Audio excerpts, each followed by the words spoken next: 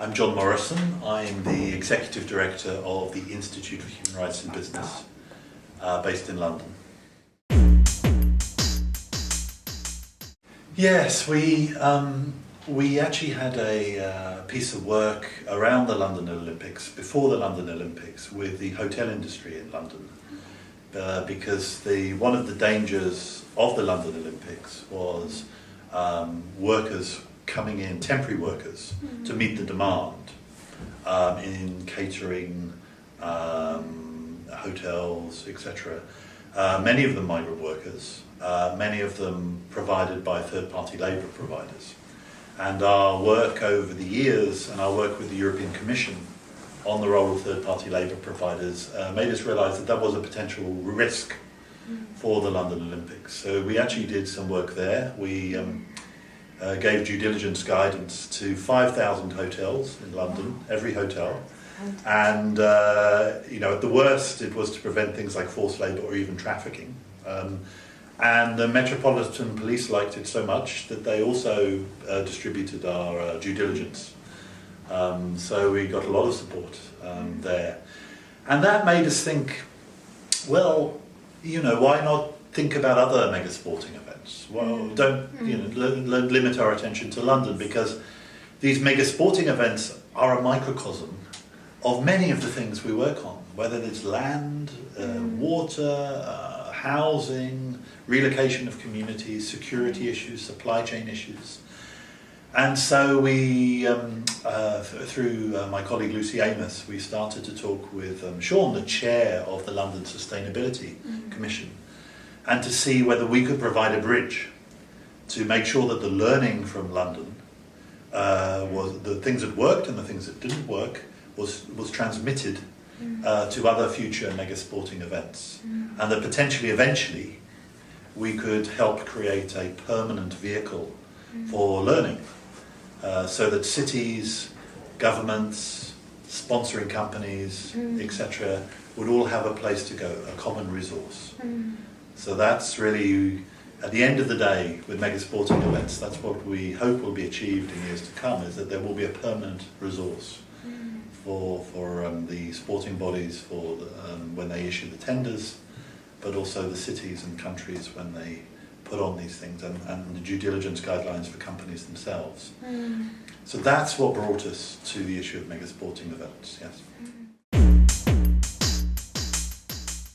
So some of the sponsor companies of, say, the IOC, we know quite well. So take a company like Coca-Cola or General Electric, for example. These companies we have strategic relationships with in many parts of the world and on other issues. So what we know is that those companies have a particular interest in human rights due diligence, and they've been very involved at the United Nations levels and elsewhere. So as sponsoring companies for the Olympic movement, they have an interest also in working out how we might progress this together. So as we move forward, we hope to deepen that relationship. It's also the case with the London Olympics. Some of the local sponsors had particular challenges around the Games. So ArcelorMittal, who was one of the local sponsors of the London Games, had a particular set of challenges which were nothing to do with the London Games itself, but to do with a mine in Bosnia that they own, and there are many other examples. So the other thing we have to remember is that these mega sporting events are also lightning rods for a whole range of issues that pre-exist and maybe have nothing directly to do with the mega sporting event, but can surprise the companies. So we have to always think about these things in a much wider context. Yeah. Tokyo 2020, well, congratulations, first of all. It's exciting, and we hope you have as much fun as we did in London in 2012. And our expectation is, it's a bit like, in the race around the track, the relay race.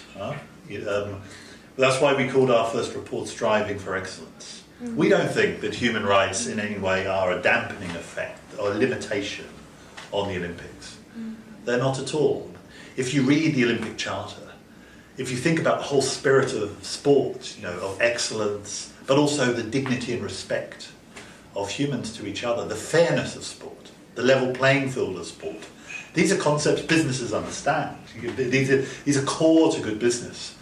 And we think human rights in the Olympics is part of the package. It's part, striving for excellence on the field, but also striving for excellence off the field. So we hope Tokyo strives for excellence in its planning for the Olympics, its procurement, its construction, its security, its supply chain, its sponsorship relations, the games itself, the legacy of the games.